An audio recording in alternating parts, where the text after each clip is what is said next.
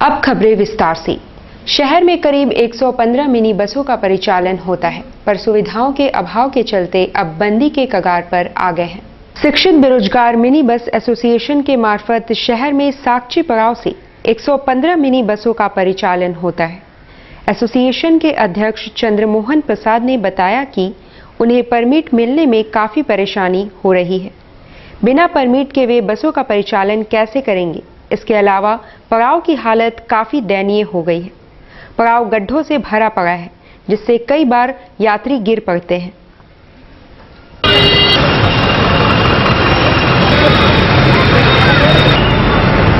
उसमें परमिट का व्यवस्था जो है आरटीए के द्वारा सही ढंग से नहीं हो रहा है।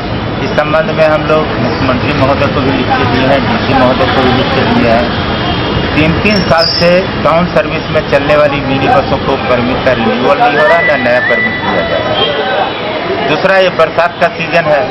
बरसात का सीजन में डिस्को एरिया छोड़ करके बाकी रोड का स्थिति दयनीय हो गया है, जिससे हम लोग को मेंटेनेंस में काफी खर्च हो रहा है। खास करके स्टैंड, जो साक्षी बस स्टैंड है, वो जर्जर स्थिति में है। बच्चे लोग आते हैं, पानी में गिरते हैं, गड्ढा में उठते हैं, गंदा होते हैं, और हम लोग को शिकायत आता है, लेकिन हम लोग भी लाचार हो जाते हैं क्योंकि इसका मेंटेनेंस किसको के द्वारा किया जाता है। मानगो रोड नंबर 15 स्थित राकेश श्रीवास्तव नामक व्यक्ति के आवास को एक्सिस बैंक द्वारा सील करवा दिया गया है। प्रशासन द्वारा उक्त कदम उठाया गया है। इस मौके पर मीडिया से कुछ भी बोलने से परहेज किया गया। बताया जा रहा है कि बैंक का बड़ी रकम बकाया है।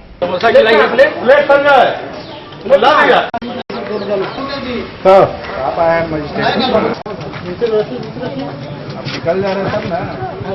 हमारे पास कितना बकाया था इनका? सर वो बैंक वाले बताएंगे। आप कौन हुए? हम लोग एजेंसी बैंक वाले कितना बकाया था मैडम? वो मैं नहीं बोल सकती हूँ क्योंकि वो बैंक और क्लाइंट के बीच की बात है। तो वो कॉन्फिडेंशियल मैटर है। अधिकारी तो अभी है, अभी तो मतलब बैंक से ही आए हैं। एब्सोल्युटली।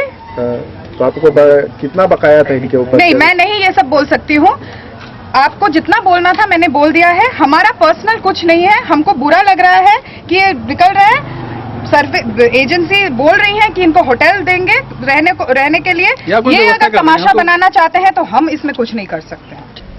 दरोगा बहाली में आयु सीमा बढ़ाने की मांग को लेकर शिक्षा से स्वावलंबन तक नामक संस्था द्वारा उपायुक्त के माध्यम से राज्यपाल को ज्ञापन सौंपा है। राज्य में नियुक्ति नियमावली के अनुसार जनरल का अधिकतम उम्र सीमा 35, ओबीसी का 38 और एसटी/एससी के लिए 40 वर्ष रखा गया है, मगर वर्तमान में उम्र सीमा 35 से घटाकर 25 कर दी गई है। बताइए किस लिए आई? सर हमारा निवेदन ये है कि दरोगा का जो बहाली निकला है उसमें वैकेंसी निकाला तो गया है, लेकिन 2009 के बाद निकला है वैकेंसी, और उसका आयु सीमा रखा गया है 25 साल अधिकतम। अब जिसका उम्र 17 साल रहा होगा वो उस वक्त भर नहीं पाया, और आज जब फॉर्म निकला है तो उम्र उसका 26 साल होगा, वो फॉर्म भर नहीं पाएगा। तो 1 दशक का पूरा जो लोग है वो दरोगा का बहाली के लिए वंचित रह जा रहा है इससे। तो हम लोग चाहते हैं कि इसका आयु सीमा बढ़ाया जाए। जमशेदपुर वर्कर्स कॉलेज में कई विषयों पर मास्टर डिग्री के लिए कक्षाएं बंद हैं। इस पर छात्र संघ द्वारा प्रिंसिपल के माध्यम से कुलपति को ज्ञापन सौंपा गया है। जमशेदपुर वर्कर्स कॉलेज में पॉलिटिकल साइंस, मैथ समेत विभिन्न विषयों पर यदि कोई छात्र मास्टर डिग्री करना चाहते हैं तो उसे ये कहकर लौटा दिया जा रहा है कि फिलहाल संभव नहीं है। झारखंड छात्र संघ ने इस विषय पर प्राचार्य के माध्यम से कुलपति को ज्ञापन सौंपा है और इस सत्र से ही मास्टर्स की पढ़ाई शुरू करने की मांग की है। आप मुझे 40 सीट दे सकते हैं, 50 सीट दे सकते हैं। तो ऐसे परिस्थिति जब है, देखो अगर हम बेहतरीन टीचर नहीं दे पाए तो ये चीज खुलवा करके उतने लोगों का साथ खिलवाड़ करना का कोई सेंस नहीं होता। जहां पढ़ पाएगा, जहां, क्योंकि इसके आगे उसको नेट क्वालिफाई करना, उसको अगर देखो पढ़ने का उद्देश्य क्या है? सर उर्दू में सर गोल्ड मेडलिस्ट। सुनो आपने मैथ में सर गोल्ड मेडलिस्ट।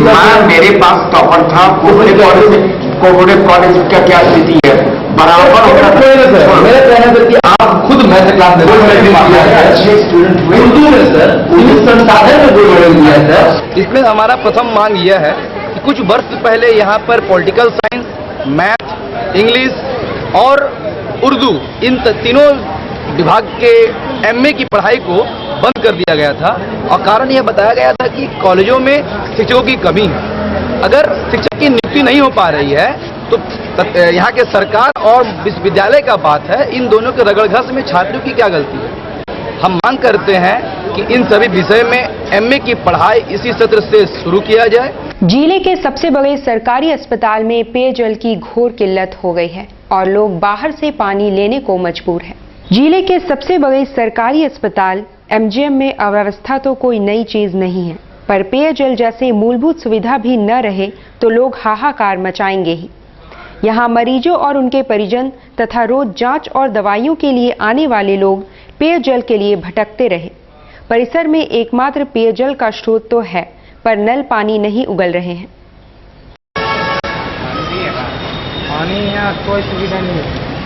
वहाँ गार्ड से पूछ रहे थे बोले बाहर।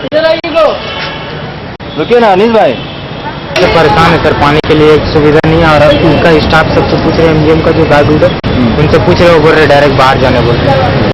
तो इसमें सुविधा क्या हम लोग को मिलेगी? पानी कहाँ से भरे? आपका यहाँ कौन भरती है? हमका यहाँ एक दोस्त का वाइफ है, वो बोले पानी मिला है ना, तो पानी नहीं मिला अभी तक सर। आइए, नल खोल के छोड़ देगा तो ही ना होगा। कैसे छोड़ेगा? हो गया वो क्या किया? पब्लिक लोग गिरा के रखा हुआ है तो पब्लिक क्या बर्तन धो रहा है इसमें पब्लिक के ना। पानी का तो बहुत दिक्कत है। लेटरिन बाथरूम का पानी सुबह 5 बजे मिलता है थोड़ा, और यहाँ हम लोग बाहर से लेके मरीज के छोड़ के हम लोग पानी ले जाता है। अब क्या बोलेगा, ये दिक्कत। यहाँ पर कितना नल है जहाँ से पानी आता है?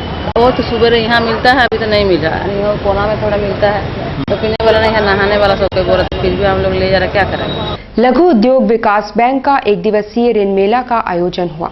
इसमें विशेषकर युवाओं को 10 लाख से 1 करोड़ तक ऋण देने का प्रावधान है। There will be people who depend on labor. Today my labor has not come, so I cannot do the production. You should not be the case. You should be able to replace the labor. That is how a successful entrepreneur should have. All will be available in the portal with mobile numbers. In case you are not getting any help from these hand-holding agencies or banks, there are institutions like SIDBI and NABARD which are called connect centers.